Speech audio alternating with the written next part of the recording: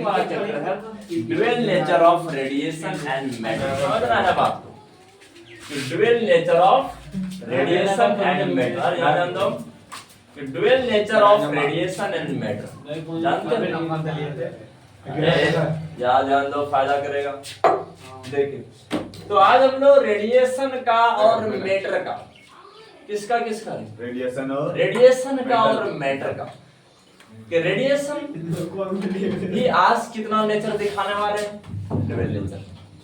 एक particle nature, दूसरा wave nature, याद रखना है। और दूसरा है मैटर। मैटर वेव जानते हो कि इलेक्ट्रॉन से, प्रोटॉन से, न्यूट्रॉन से, ये सब पार्टिकल जानते हो वेव के जैसा भी बिहेव करते हैं। इन सब के वेव को कहते हैं मैटर वेव। इलेक्ट्रॉन के वेव को, प्रोटॉन के वेव को, न्यूट्रॉन के वेव को, इन सब के वेव को कहते हैं मैटर वेव। याद रखना है। हाँ तो चलो आज का कहानी इसी के साथ स्टार्ट हो रहा है।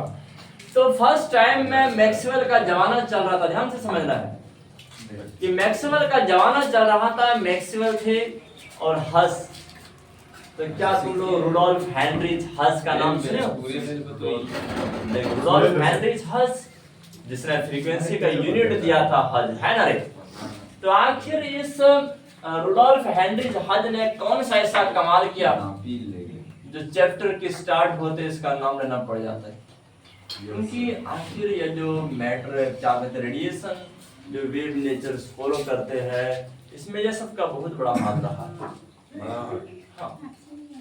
देख 1887 का जमाना था, 1887 का जमाना था कि जिस टाइम में इस हेनरिच रुडोल्फ हज ने अपना एक्सपेरिमेंट कर रहे थे 1887। हाँ, और इलेक्ट्रोमैग्नेटिक वेव को कैसे जनरेट करना है, कैसे जनरेट करना है और कैसे इमिट करना है, इस पर वो काम कर रहे हैं। याद रखना। देखिए हेनरिच हज जनरेटेड,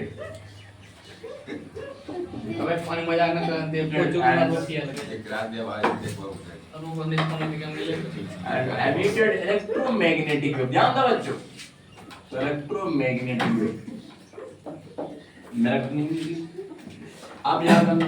देखिए इस इलेक्ट्रोमैग्नेटिक वेव को जनरेट करने का काम और इमिट करने का काम हमारे चाचा इस हेनरिच हज ने कर रहे थे।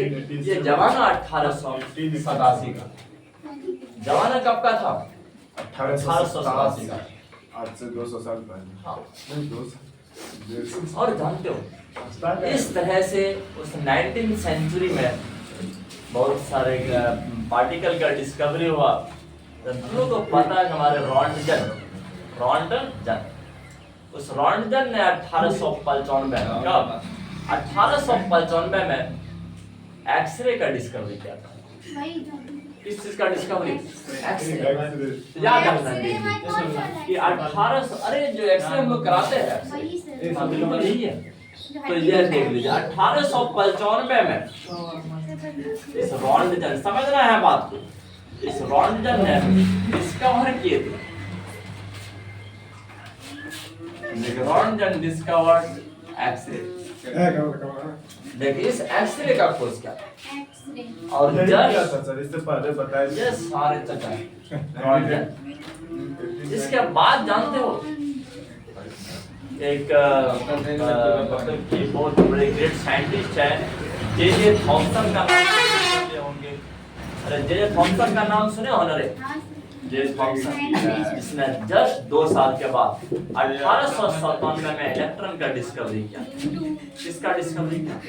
इलेक्ट्रॉन का डिस्कवरी किया। याद रखना, देख लीजिए 1897 में हमारे जे थॉमसन ने, किसने रे? J Thomson discovered electron.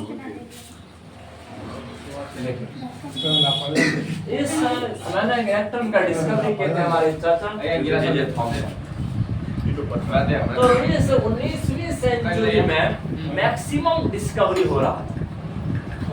असल साइंस जो आया है वो 19वीं सेंचुरी में भी आया, 19th सेंचुरी में आया। याद रखना। हाँ देखिए 1897 में जेम्स थॉमसन ने इलेक्ट्रॉन का डिस्कवरी। और जेम्स क्रूक, याद रखो बच्चों, जेम्स क्रूक एक बहुत बड़े साइंटिस्ट थे।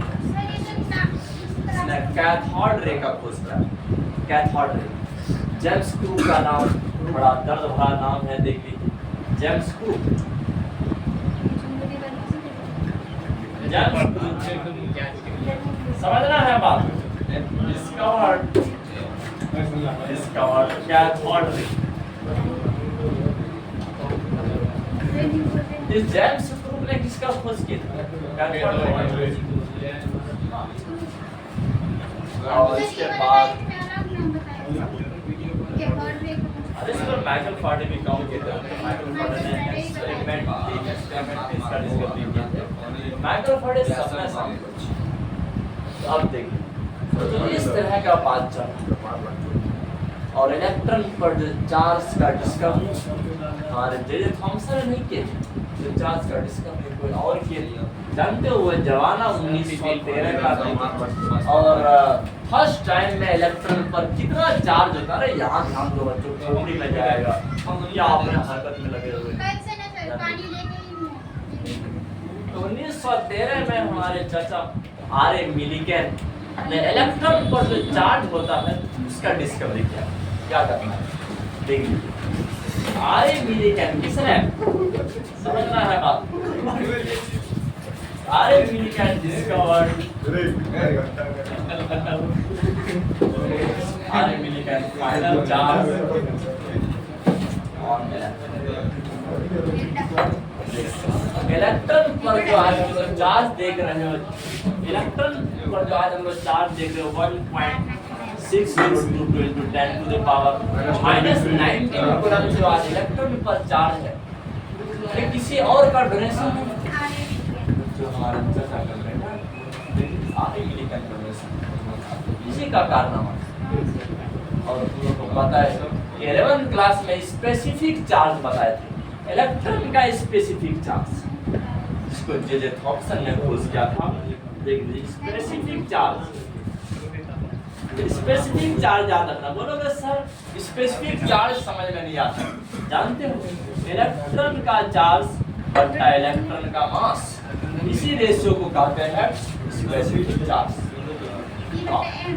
मतलब कि अगर इलेक्ट्रॉन का मास 1 यूनिट हो जाए, कितना 1 यूनिट हो जाए, तो उस पर कितना चार्ज होगा, कितना चार्ज होगा, वही था 1.6 into 10 to the power 11। Approx इतना था कूलम पर, अप्रॉक्स इतना। हाँ, अरे 1.6 के 9.6 9.1 into 10 to the power 11 coulomb per. यह था चार्ज बाय मास रेशियो। जब इसका वैल्यू फाइंड हुआ और इलेक्ट्रॉन पर चार्ज जब फाइंड हो गया, इसके बाद जानते हो कि इलेक्ट्रॉन का मास निकालना इजी हो गया। इलेक्ट्रॉन का मास निकालना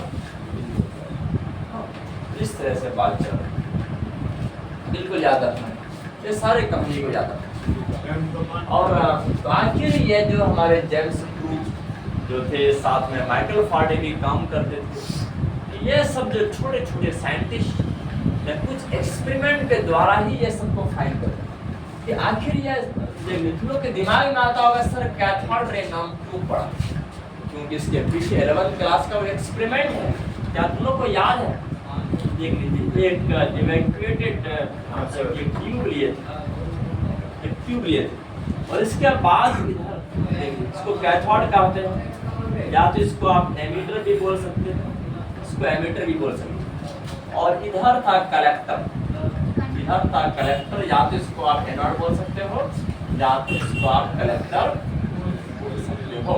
देख लीजिए, यदि अल्ट्रावायलेट रेडिएशन या कोई खास रेडिएशन जिस नेचर का ये इलेक्ट्रोड रहता है, उसके अनुसार अगर तुम रेडिएशन को एमिट करोगे, यहाँ पर जैसे एमिट कर रहे थे, इस एनोड के पीछे में फॉस्फोरेसेंट मटेरियल था। फॉस्फोरेसेंट मटेरियल जैसे जिंक सल्फाइड, यह सबका मटेरियल था और इस पर कुछ लाइट कलर का इस पर प्रकट हो रहे, लाइट कलर का, और जिसका कलर इससे मैच करता है। तो जैक्स क्रूक ने और हमारे माइकल फाराडे, तो इन सब ने मिलकर के डिस्कवरी किया इस कैथोड पर जैसे इमिट करते हैं कोई रे या इमिट करता है, रे इमिट करता है, और वही रे हमारे इस एनोड प्लेट के पीछे जो फॉस्फोरेसेंट मटेरियल है इससे टकराने पर लाइट का धब्बा आता है, लाइट का धब्बा, मतलब एक स्पार्किंग जैसा चमकता हुआ बिंदा दिखाई दे रहा था इसके पीछे। हाँ, लेकिन ये रे तो दिखाई तो नहीं दे रहा, दिखाई नहीं दे रहा। तो इसी अब ये जहाँ पर इनविजिबल वाला जो जा रहा, इनविजिबल वाला जो जा रहा है इधर, इसी का नाम था कैथोड रे। क्या था? कैथोड रे, क्योंकि कैथोड तरफ से जा रहा है। और यह कैथोड रे जानते हो, कैथोड रे जो होता है, कैथोड, और जितना भी कैथोड रे वो कैथोड रे जिस पार्टिकल से बना हुआ था सबका नेचर, सबका चार्ज सेम का सेम। और जो लास्ट में बाद में जो रिएक्शन में डिस्कवरी हुआ तो पता चला कि कैथोड रे जो बना हुआ था वो किससे बना हुआ था? इलेक्ट्रॉन से मिलकर बना हुआ था। किससे? इलेक्ट्रॉन से मिलकर के बना हुआ। इसे बिल्कुल याद रखना।